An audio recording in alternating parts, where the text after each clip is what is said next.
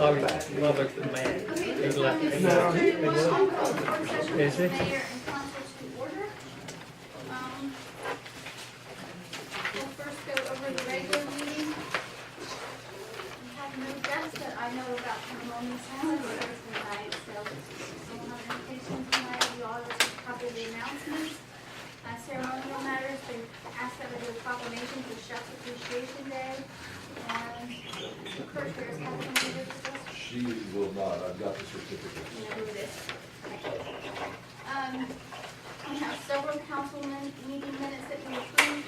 Are we good on those? Was there any No, questions? I'll be asking for a postponement since we still don't have good, clear, corrected minutes yet. Okay. Postponement. We have no invited guests. Adjourned purpose here will report from the Arts Commission. Mr. Sanders, the city manager report. I'll just give us over a few things quickly. The retreat. Can I get clear direction on the retreat? Gordon Manor is available and UGA is available for two potential dates. 9, 12, and 13, and 10, 10, and 11. I think everybody had considered 9, 12, and 13. Except for me. I may be late on 9/12, but I think that's the best day to be. So if you want to go ahead and I'll have to be late, that'll be. Okay? All right, well, I'll talk to Gordon, and I'll probably bring him to the next work session, and he'll go over some things, okay? All right.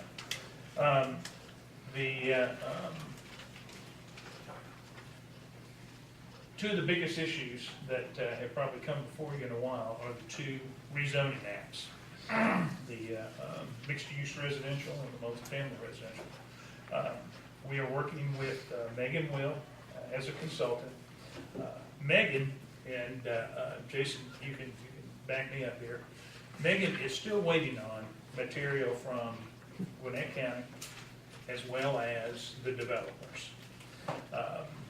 That report is going to be critical to your understanding, our understanding, Joe's understanding, his group.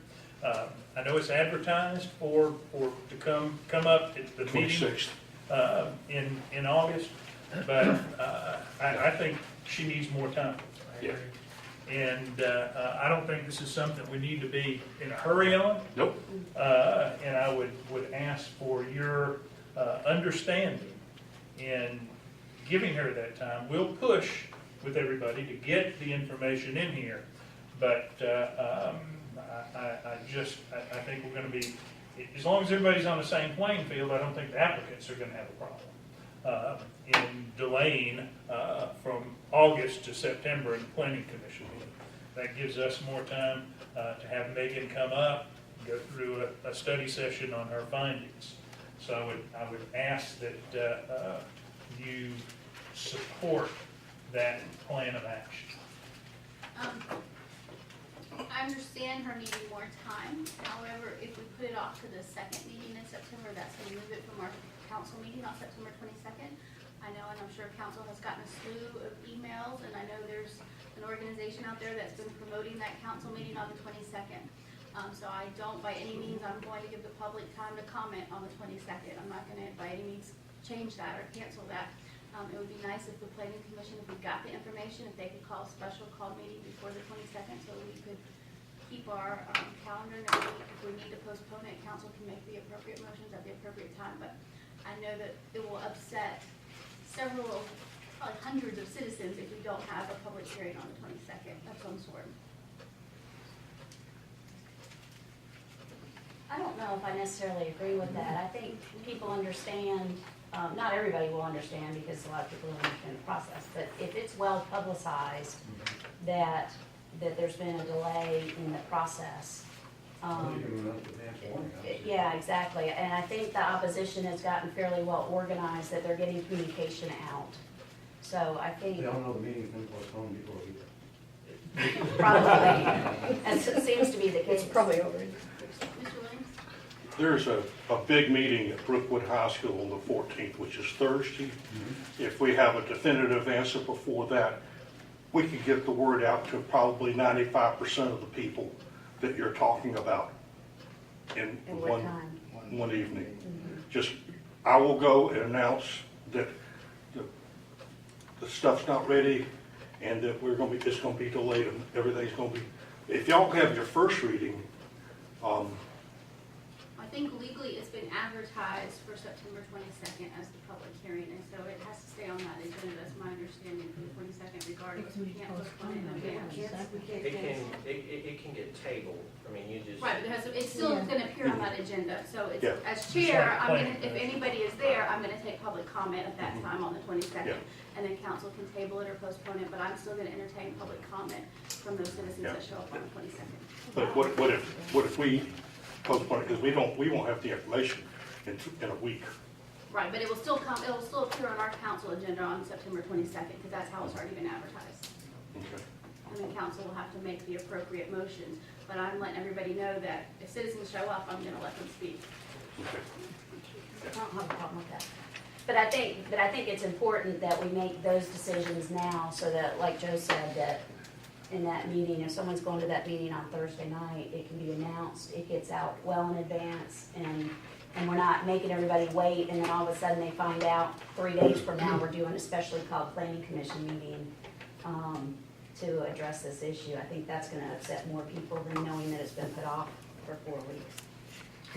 And based on the initial meeting that was held here, the community room, I think their bigger concern is that we go through this too fast, rather than too slow, from talking to folks. And, granted, that was a smaller crowd. I don't know how many folks will be at Brookwood. That was probably only about 75 or 80 people there, but. Yeah, I doubt quite as many people knew about this one, because it was kind of quick from when they Maybe talked about so. it to when it Maybe came so. up. But I'm just saying that we and Megan don't control that flow of information, obviously from the county and from the applicants. So we're just looking at where we are and making a recommendation. And do we have any idea, has she given you a time frame? That, so if we do let people know, we can give them a estimate of when it will be heard? I'm saying if, probably moving from the September. Probably moving from the September 22nd to the, delaying it a month to the second meeting in October. And can I ask you a question, since we're talking about that rezoning? One of the emails that I received was a copy, I think, to all of us, somebody writing to the ARC to get a review for The regional ARC impact. They've answered, you want to see Oh, the they copy? did? You want to see the They copy? They answered just a little while ago. Okay. Is this a project that they would look at? Hold on, fine. Well, the email doesn't. Well, that's okay. I the can read the doesn't email if indicate they that respond. would. later. Yeah, If they respond. if they responded, I was just gonna Email ask what doesn't the indicate that they criteria. would, just based on it. There's not a cumulative. Because they did look at it when we zoned it, I think, for And the they mentioned that in the, retirement. they mentioned that. Based on that, it doesn't look like they would entertain it.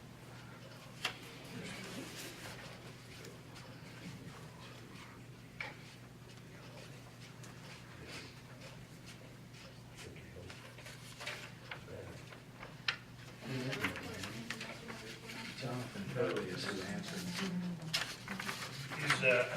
Have we come to a consensus where we can give Joe a little direction for the meeting on Thursday? I'm not gonna be here, so they could still make, you'll accept public comments on the 22nd, but because of the delayed report, the final decision would be October.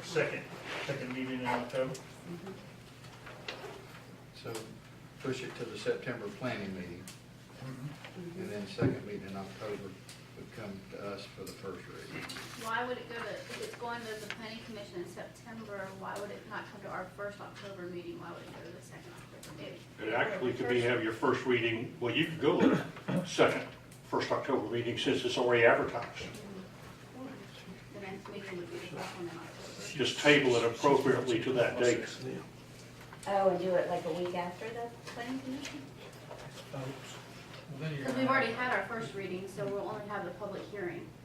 So we'll still do the first reading September the 8th or whatever that date is. You want to look carefully at your ordinance before you set the schedule for it. 'Cause it's- Yeah. But the recommendation of the planning commission is sort of an important ingredient in the I thought we had to have that first. But we always do the first reading and then the planning commission meeting and then the second meeting. That's our norm, Mhm. is that sequence. I don't, Normally, we do the planning commission, first reading, second reading, but if there's something we're trying to get through quicker, we've done it in the past, like you said, planning commission, first reading. And as long as they're consecutive is the legal premise to it, but it'd be nice to have the staff report at least prepared for the first reading. And you're going to get legal scrutiny on this, no Yeah. matter what you do. So you're gonna postpone the first reading Till October. to October. So they will not, so then that will mess up the second meeting in September. I would keep the sequence so that when you're coming into your first read, you've got the recommendation of planning commission, because you're supposed to be advertising what you're actually considering. And I'd be real careful with the, taking public comments fine, but I would get my public hearing lined up where applicant went first, so that everybody knew what they were debating in the public hearing, and then your opposition came. I don't know what you want to call That's it. the way we've been doing it. Yeah, I don't know what you, if you take public comment before that time period, then you're gonna have public comment on an undisclosed. And it's just, to take public comment is certainly fine, but you don't have any rules, you don't have any limitations. You might wanna adopt some special circumstance and not call it the public hearing on the apartments. It would just be an extra investigatory thing if you want to. But I would keep the public hearing lined up in the second read and applicant with opponents. But if we postpone the first reading of the first meeting in October, then there is no second meeting in September. But we've already advertised the second meeting in September.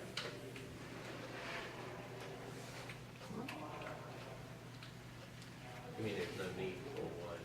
There's no second, if we haven't had the first reading, we can't have the second reading, and so if we postpone the first reading or table it or whatever the correct lingo is from September first meeting to October first meeting, then we can't have a second hearing in September to have public comment on, but we've already advertised that public hearing in September. But there's other times things get Yeah, delayed. it gets tabled. You can table it. Absolutely. Tabling is not a problem. Tabling and September planning carryover is meeting not a would be problem. what Just that get it in the sequence. Right, September but what I'm planning saying meeting would is, be so what is that. there still a second meeting in September if we table the first reading? Madam Mayor, if I may, Mr. Powell mentioned that there's going to be scrutiny 23rd. on this particular decision.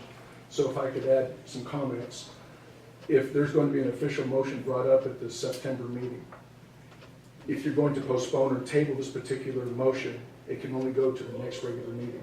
You can't postpone beyond an immediate session. Thank you. Okay. And then if we need to, we'll postpone or table it again to the first meeting in October, and that will still leave it in our September agenda. It'll be consecutive. But why don't you, just for clarification, if you and Jason can check on that in the morning and put an email out to us and the planning commission, and then that way, whoever's going to that meeting can make an announcement with dates. Can't you go ahead and have the first reading on time and then just and as part of that motion, postpone, make a motion to table the second reading until the first meeting of October, which would be the next following meeting? Anything that's postponed. But this or is not tabled- even up, it's not even up yet. It's not even on the docket yet, on the agenda.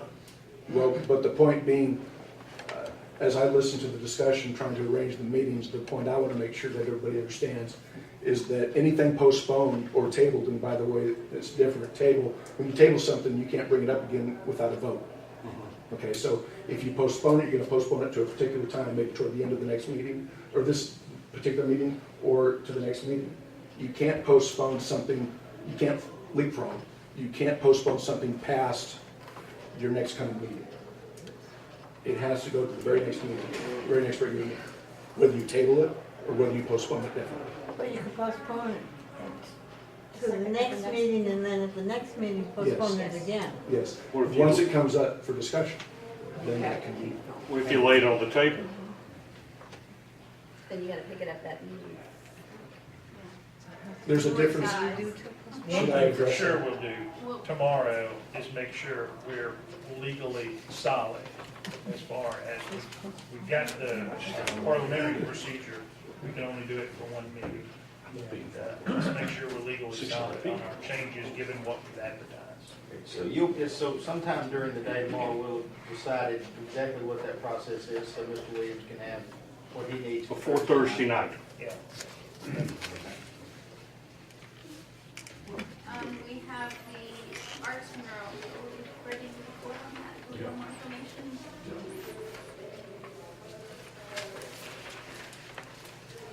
I thought Kirk and his commission, they were gonna delay it a little longer, but they're ready with the design to, and you'll do that, Kirk, during the hearing, I guess.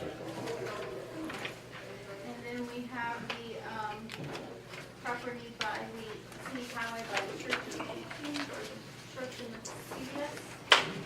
Anybody, any questions, comments? I've gotten a new site plan submitted by the applicant late this afternoon. I gave Ms. Richards some copies to hand out to you guys so you can have see what's been proposed. The applicant is going to present it in the case.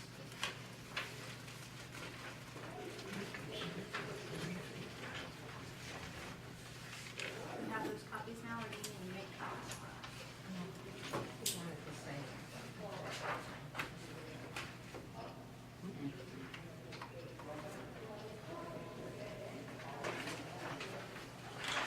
From what I can tell, from just looking at it briefly, it looks like the building footprint's gonna reduce 750 square feet, 10-foot undisturbed buffer, and total length 30 feet from the corner of the building wall to the church property, and 25 feet from the edge of the property, or from the parking lot to the church property, at the smallest point, from what I can tell, and I'll let the applicant, speak more to the differences, but that's what I was thinking.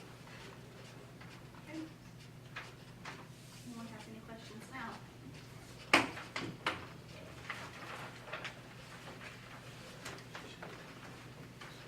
And under new business, we have, cultural diversity and ethics training. I'm gonna ask that we postpone that.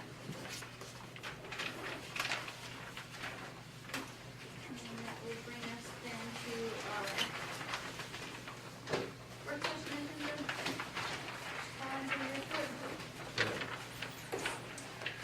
Councilman Howard, discussion of the forum and cultural education policy. Okay, thank you, Mayor. Kind of in light of just a couple of things from a recent meeting a couple of weeks ago, I thought it would be good to review some of the things that we've got with our public participation and public comment section and decorum. Certainly in light of what I'm sure is going to be a rather spirited conversation about the developments we got going on, I think it's important. And so if, well, Barbara, we'll start those that way. Dave and Tony. Diane, I'll put one in Tom's box. Everybody got one?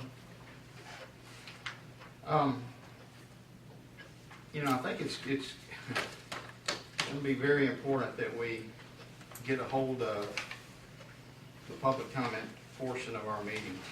And Mayor, I understand that you're hesitant to,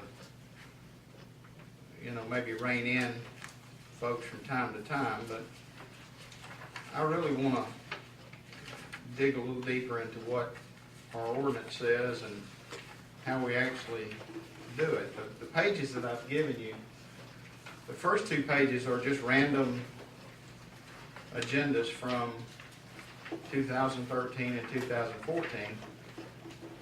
in those agendas in the public comment section, you absolutely see nothing. So I'm not sure at what point or at whose direction, although it's not a bad thing to put on there, is that the two sections within our charter that talk about public comments and decorum have been added to our agenda. Now, I, again, don't know exactly when that started or at whose direction that was. Nobody's been able to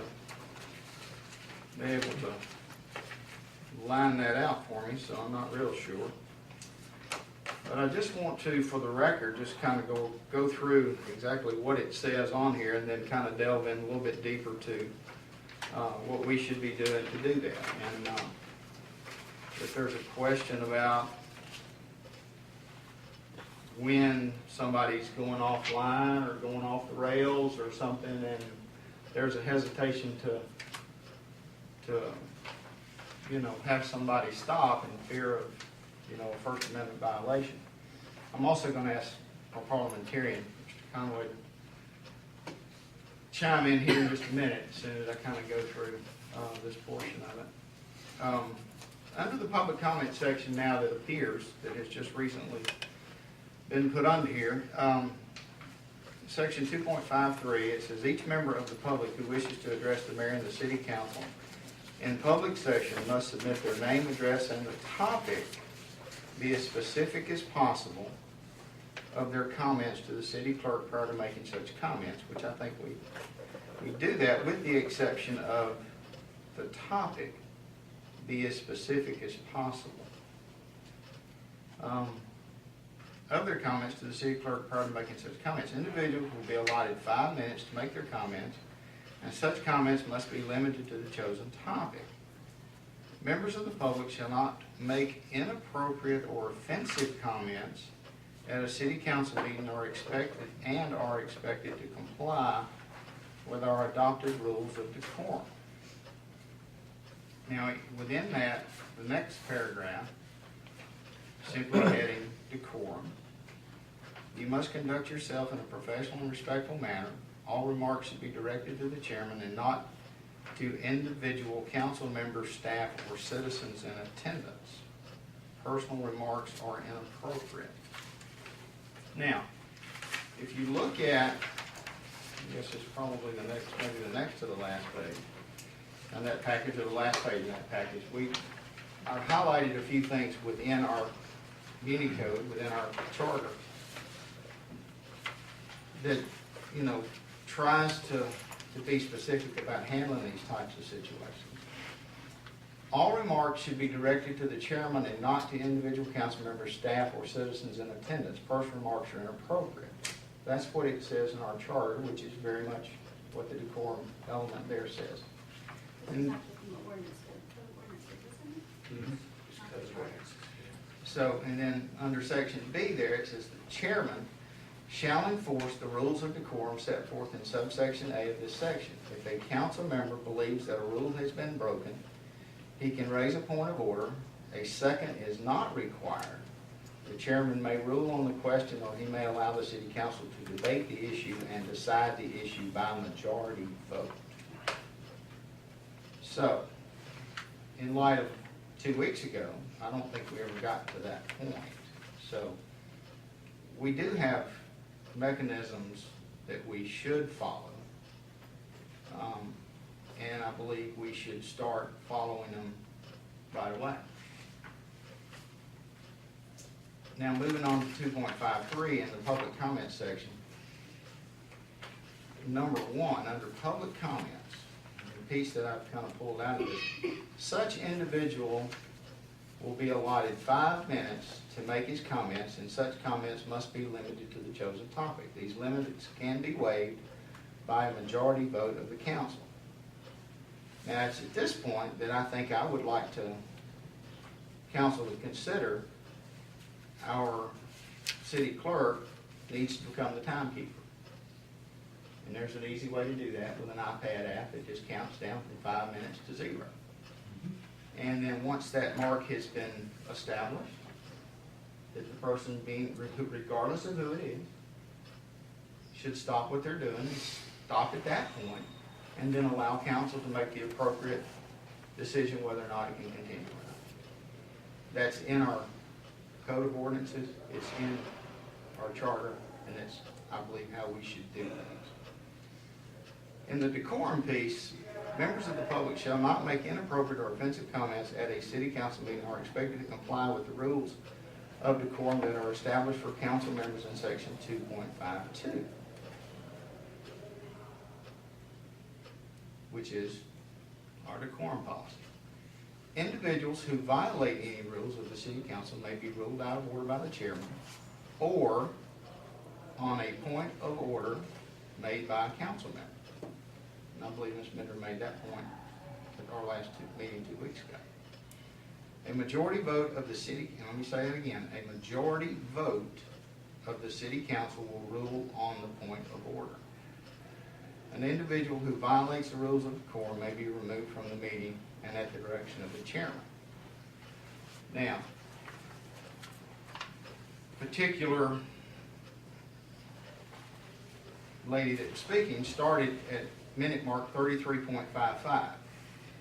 She completed her remarks at 42.56, which is clearly beyond the 5-minute mark. And that's part of the public record, that's part of the video. So, if there's a question or if there is a feeling of uncomfort with the chair being able to stop somebody from making what I certainly believed at the time were very offensive and uncalled for remarks, then if it's a matter of continued training or education for the chairman, I think we should certainly authorize that to be the case. Because from the chairman's comments from that video, I'm not going to stop anyone from commenting. Now, if they're commenting negatively about the chairman, I certainly believe they need to be stopped. If they're commenting negatively about any member of this council or staff, they certainly need to be stopped. And I just think, you know, in light of 2 weeks ago, it clearly went beyond the pale, in my opinion. So I'm going to ask this council to look at this and, again, consider timekeeping in place for all public comments. And let's hold the rules that we have in place to everybody and not just a select few. So, Mr. Conway, is there anything there that you'd like, or let me just... Mr. Conway, Mr. Howard, I believe I control the order of this meeting, so I'll allow me to make some comments first, and then again, I'll allow you to comment, okay?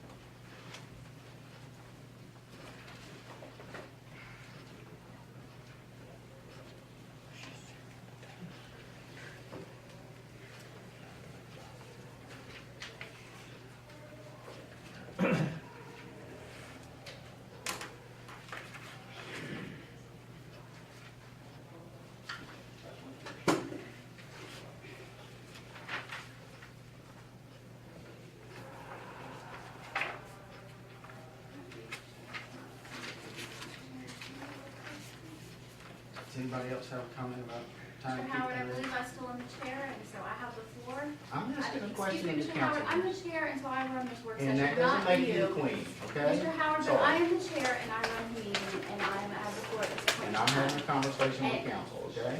And at the perfect time, you can have that conversation with council, but right now, I have the floor. I was gracious towards you and listened to what you had to say, and I appreciate it. You give me the same respect. We're sitting here quiet with nothing going on, so I'm having a conversation. This is an official meeting, it's not time for individual conversation. We can adjourn so you can have private conversations, but otherwise, I have the floor, and we'll be speaking in just a moment.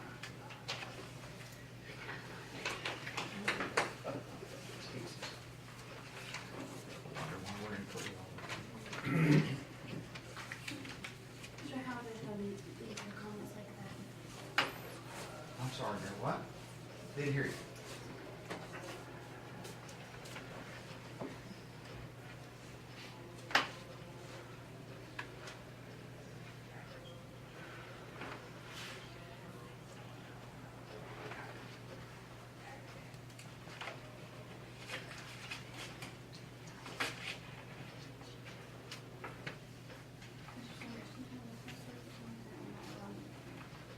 What's that?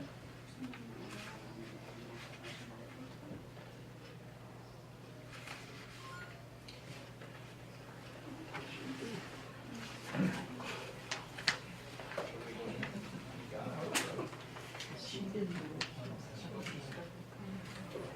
Can't get on.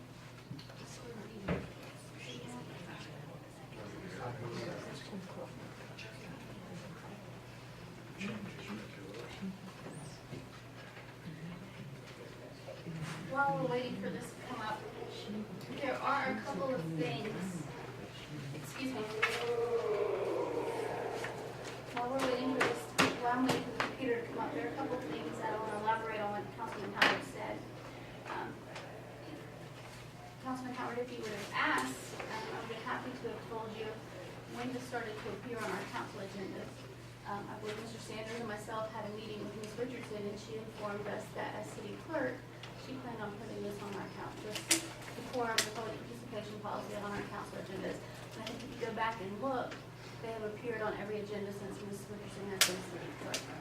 I believe previously, and Ms. Richardson, you can correct me if I'm wrong. Which was July 26th or sometime, we're not real sure July when 14th. that's. When the council officially recognized her as city clerk, her first meeting, the first meeting in July. So she still hadn't been sworn in, right? Mr. Howard, we are on topic of the decorum and public policy. Would you like to go into the oath? Mr. Howard, I gave you respect, I expect the same respect in return.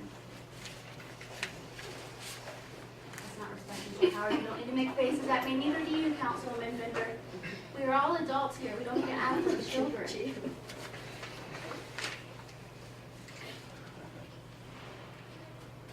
Before that, I believe it was Ms. Arnold's policy that this decorum and public participation appeared on the sign-in sheet that people signed before they did their public comment. I believe if you recall, we started doing the sign-up sheet maybe a year ago, and I believe former Councilman Todd Warner had some issues with the sign-up sheet, as did several of our citizens. And it was the consensus of the majority of this council that we were not going to enforce signing the sign-up sheet before people actually made their public comment. We put it at the podium, it has the quorum and public participation policy at the top of it. Some people sign it when they come up to the podium, some people simply state their name and address for the record before they speak. Technically, our ordinances don't say how much notice they have to give to the city clerk, it just says before they speak, they have to state those things. So regardless, we're in compliance with our code of ordinances. You pointed out that the ordinances, I think you said charter several times, this is actually in our ordinances. It's not in within our charter. It's not in our charter, it's in our code of ordinances, so it's within the It's in authority the of the mayor documents that and we use council. to run the city, okay? It's within the authority of the mayor and council to change this. It was recommended by our insurance attorney that we either create a more limited form or that we have an open form. After council did not want to enforce the sign-in sheet, I made the decision as chair that I was going to have an open form. If people wanted to say things, then because of the First Amendment allegations we've had in the past, I was going to allow them to continue. If you read these ordinances, as you yourself pointed out, if a council member believes that a rule has been broken, he can raise a point of order. A second is not required, the chairman may rule on the objection, or the chairman may allow a vote of the council. So it's up to the discretion of the council whether they want to raise a point of order. And it's up to the discretion of the chairman, as stated in our ordinances, whether to rule on that themselves or whether to have a This vote. is why we've got a parliamentarian. Okay, to but talk that's about not a that. parliamentarian issue. Yes, it is. No, it's in our ordinances, so it doesn't go to Robert's rules, it goes to our ordinance. It And our actually ordinance- is. Do what? It actually does. It doesn't, it's actually explicitly in our ordinances. Right. And so our ordinance says that Robert's rule only picks up where the ordinances leave off. This is a reflection of Robert's Rule of Order. Okay, but it's, we follow our ordinance, and our ordinance says it's either the discretion of the chair, or it's a vote of council, and it's in the discretion of the chair whether to have that vote or not. But it also says it's a limit of 5 minutes. When we finish, the council is free to raise a point of order on that issue as well. The council, and we have the same, this was the same matter that was brought up in the First Amendment case, the council hasn't raised any point of orders. The council hasn't taken any votes. As chair, I've enforced it, excuse me, Erica, I'm sorry, I needed the passcode. The council, as chair, I've allowed people to speak. We've had several people that have spoken longer than 5 minutes.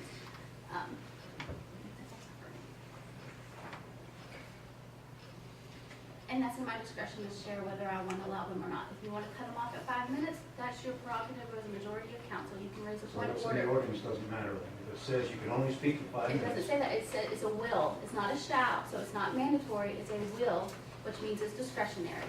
And other parts of the charter, it gives the chair the discretion to run the meeting and to recognize who's speaking.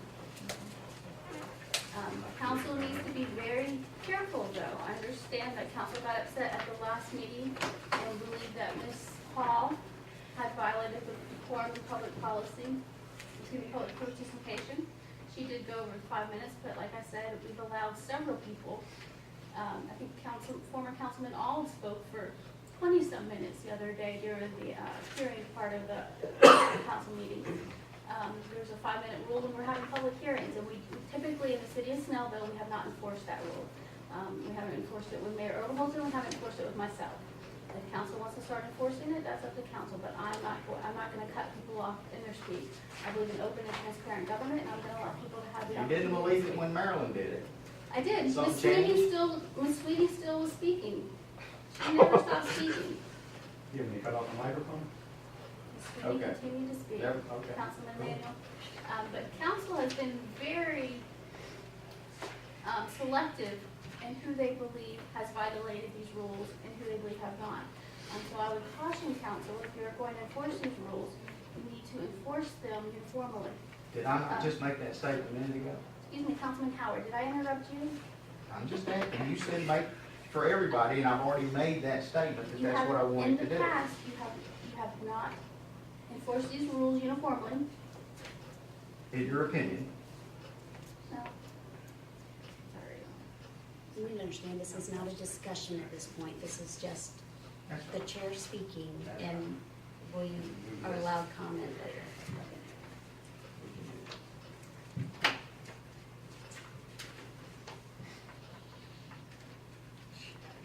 I'm still going by will. Apparently will doesn't mean no. Mr. Manuel, when you go to law school, you can tell me the definition of will. If you go to writer's school, you understand English. I think we have an accomplished lawyer here who can give us the name of the will. Mr. Powell, in legal terms, will is discretionary and shall is mandatory, is it not? I think the code actually says those terms. There is a distinction between allowed, permitted, and mandatory. But, I'm not sure that when you read the provisions with regard to the 5-minute rule, that is discretionary in terms of its length. Because it goes on in the second part to say you can only speak once, and your term of speech is just 5 minutes. It's not a public participation section. That's really one of the rules that you can enforce is time limits, and you should. You should set it, shouldn't waive it, and you should apply it. There again, I think we should have an official timekeeper that's sitting there. That way there's not any question, not As the answer. chair, I'm not going to cut anyone off. If you want to have a timekeeper who sits there and tells council when 5 minutes is up, and then at that point in time, council makes a point of order and votes that the person has spoken for long enough, that's your prerogative to do. Okay. But as chair, I'm not going to cut anyone off at 5 minutes if they're in the middle of their speech. This is not an expensive fix for that, but software will show you a clock on your screen. Mhm. And that is really, we use a big one in Martinsville, and so it's a inexpensive, No, he's easy very tool that appropriate. people can see when their time is run out, and you can enforce it.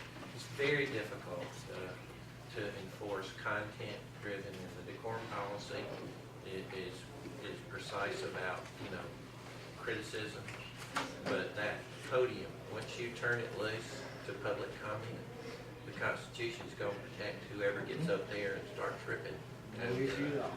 So your time limit is your only defense, and then the structured order of how you conduct that part of the meeting. There should be a structure to it in terms, you can't enforce the idea that you have to register in advance and sign up for a specific topic, and those things are enforceable as long as you do it uniformly, and that's what you want to achieve. And personally, I don't like that. I don't like requiring someone to sign up in advance because a lot of people's comments are driven by what they've just witnessed in the meeting or maybe by a comment that a council member made during their reports, and they wouldn't have known that in advance to have to write it down and submit it. Probably not coming too back. Well, no, this doesn't require it to be submitted before the meeting, or it just says submitted before their speech. Everything with the number, dash number, you can change. I mean, you can change that. You can change any of these policies.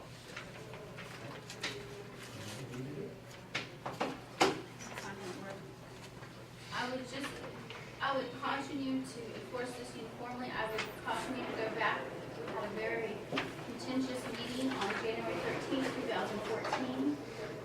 There was public comments made by Ms. Sharon Headington that were directed at the mayor individually, that were, in my opinion, attacks against the mayor. I believe she said something about anger issues and any other And you were the chair of the meeting, and you should have stopped. Councilman Howard, you just said that even if comments were made against the chair, they should be stopped. There were Exactly. comments, let me finish, Councilman Howard, there were comments made that were in probably direct violation of the quorum policy, but as I said, I have allowed everyone to have the floor. That meeting continued. There were comments made by Ms. Marilyn Sweeney that were again personal attacks directed directly at the mayor, which are in direct violation of the quorum policy. We read it there tonight. There were then comments made by Kelly Buck at that same meeting that again were attacks against the mayor, and that went well over 5 minutes, and not a single member of council had any hesitation or any point of order. At the meeting on January 28th, Ms. Hall got up. I rewatched her comments today. She never directs anything. She never mentions any members of council. She never directs anything to any individual members of council.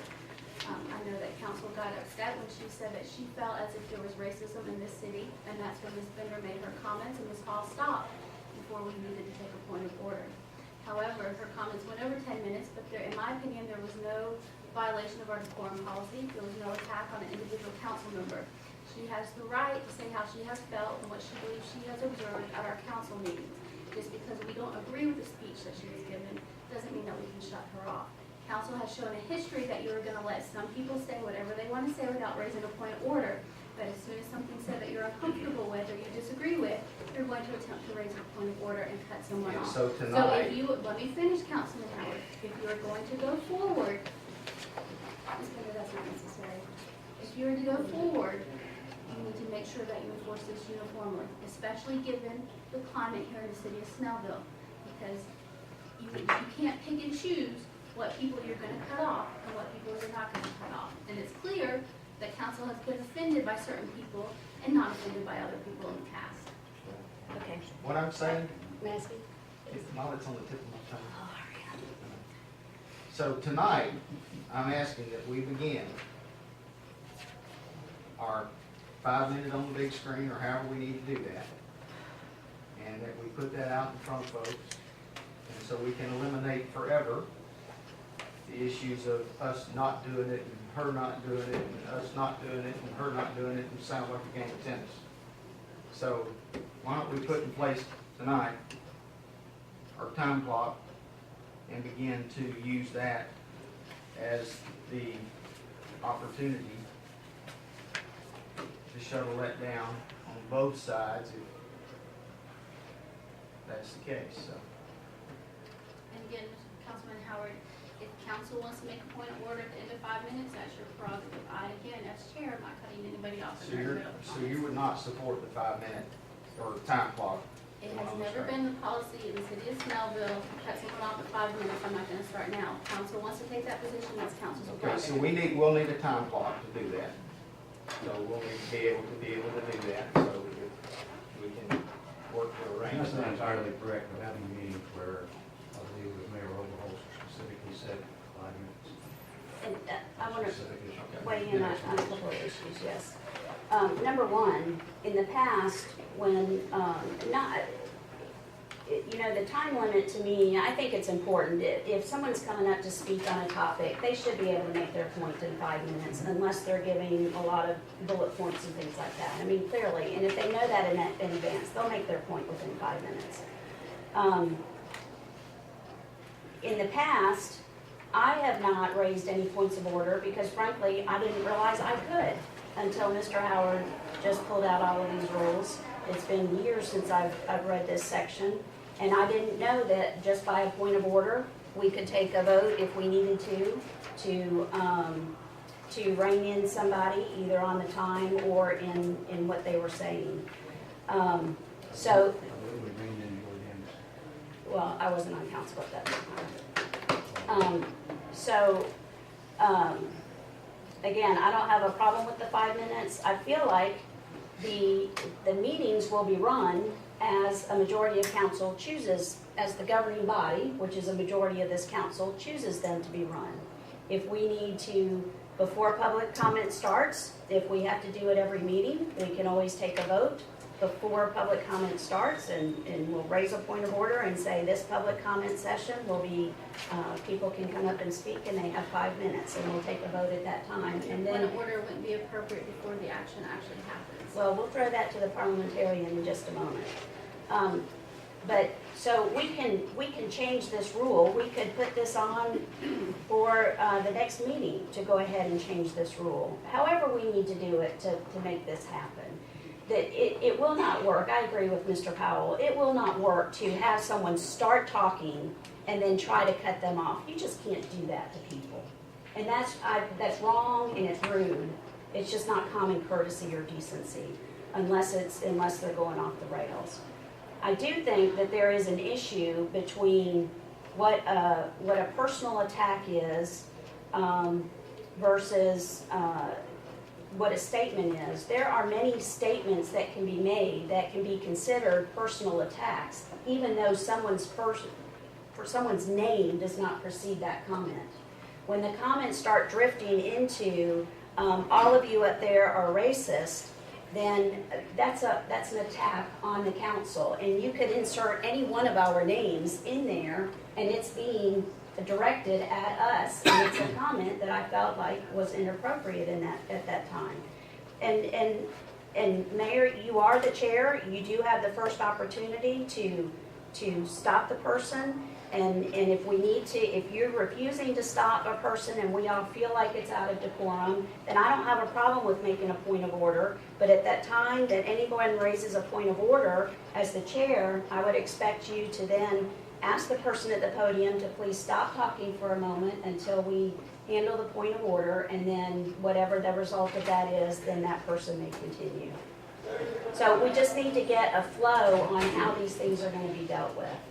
And that's why I wanted to play Ms. Paul's comments. She did not say everyone up there is racist. Her comments were actually neutral. If you go back and listen to them, I don't know if you've seen them since they were actually spoken, but they were not. I don't believe they were. What was said was actually what was perceived by people up on the bench. Well, that may be true. It felt that way when it was happening, especially after the litany of non-factual information that was being stated before we got to that point. Okay. Anything else? I'd like Mr. Conway. Well, I don't think we've settled anything yet. You've got Thank you. I'll be as brief as I can. In terms of That's right. That's okay. To be continued, perhaps. Yes. In terms of the work that a parliamentarian does and the expertise that he pursues or she, It has to do with governing documents. And as those governing documents would relate to parliamentary procedure, Robert's Rules of Order. A large section of Robert's Rules of Order has to do with governing documents, interpreting them, laying them out, and so on. When I read the city code as it describes parliamentary procedure, in most cases, it's simply a reflection of what parliamentary procedure is already described, as it's already described in the Robert's Rules of Order. This particular sentence that may be of a question, let's see. The chairman may, this is in decorum B, section 252, B. The one sentence where it says the chairman may rule on the question, or he or she may allow the city council to debate the issue and decide the issue by majority vote. That's in the chair's judgment. However the chair would want to proceed, if the chair feels like someone is out of order by decorum, then the chair can say, I'm going to call you back into order, that's a mistake, you shouldn't do that. Or you can go ahead and toss it to the city council in this case. If the chair decides to rule a person out of order, or doesn't rule, well, if the chair decides to rule a person out of order, the council can still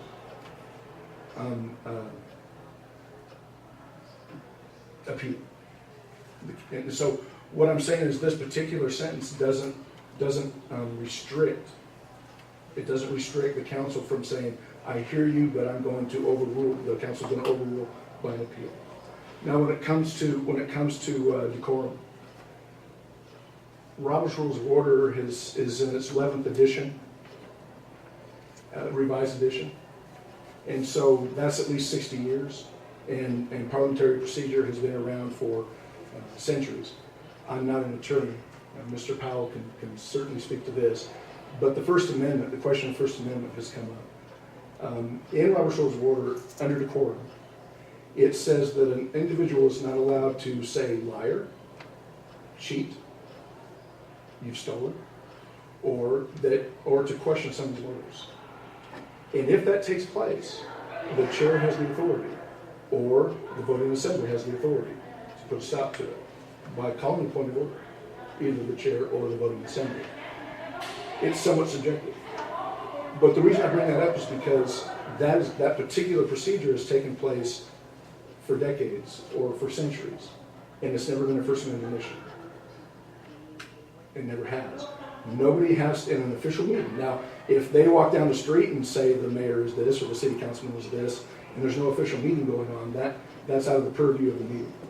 But in an official meeting,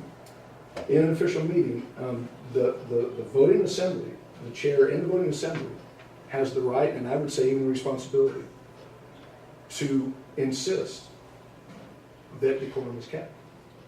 And if I may, how many? 2 minutes. My class is 7:24. I have watched videos before I came to be a part of the meetings here and before I came to the last meeting. I've watched videos of the city council mayor at work. And in my personal estimation, and when I was in the special meeting that was held last month, and I was sitting next to Mr. Powell, in my personal estimation, the concern for decorum is violated over and over again, in my personal estimation. And if, in my opinion, if from this point on, both in work sessions, as a parliamentarian, by the way, as a parliamentarian, it is right to speak and teach. I do sessions talking about decorum. As a parliamentarian, I would suggest that if the mayor and council from this point on would decide to enforce this, I think people would understand, and I think it would go a lot smoother in the discussions and trying to do business. It is not business to say you're a liar. It is not business to say, well, you were just trying to cheat me. It is not business to say you are biased, because that's questioning somebody's motives. And so there have been violations on every hand. As a matter of fact, pardon me everybody, but I watched some even sitting here today. And in my personal estimation, if you start If you start correcting that, the meetings will go a lot better. It is subjective. I started to say that. I kind of got off onto something else. It is subjective. That's why the decision is going to be, if there's any question, the decision is going to be by a vote. By discussion and by a vote. If there's any question on a particular point.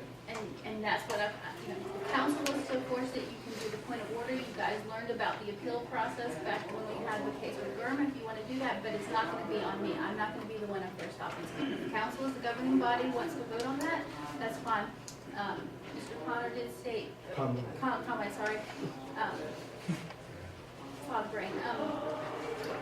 Under Robert's rules, and Mr. Powell can elaborate on this, it has been enforced with the quorum policy because generally in government meetings, you have a limited public forum. The problem we have here in the city of Snellville is that because we have a history of not enforcing our public participation in quorum policies, it can be argued that we have an unlimited form and not a limited, and not an unlimited form and not a limited form. And so council's gonna have to be careful in how we enforce that from here on out. I would recommend, I appreciate what Mr. Conway just described, because it's all accurate, and we wish we all could live that, just that way. But these rules are goals, they are not, when it comes to the issue of how harsh the statements are made, the courts have gone the other direction. They've not taken the list and said that if they say this, this, and this, in light of that, I would interrupt somebody for a time limit. Otherwise, I would not interrupt. I'd let them speak their piece during the time limit. It doesn't have to be a 5-minute time limit. It can be a 3-minute time limit. And you want to aspirationally say, I mean, you know, you probably really want to give yourself an opportunity after public comment to respond to someone, which you don't have, and you're not supposed to. Under your rules to do that, but when you interrupt them, the courts have interpreted that to be you're enforcing a regulation of speech by your interruption, just like turning the microphone off. It's deadly in terms of interrupting free speech, and the courts protect that with primarily attorney's fees judgments. So it's just something that we don't have. That's great, but the foreign policy is really good. The structure of your system, if you want to ease the system, I think you can, but you got to sort of change the policy that you're going by. And whatever time limit you set, you know, you want to let them speak their mind, whatever it is, and then once that's concluded. Now there are restrictions. There are restrictions, but that list is very short and probably not something that's going to happen anyway. I think we need to let people know when they come up.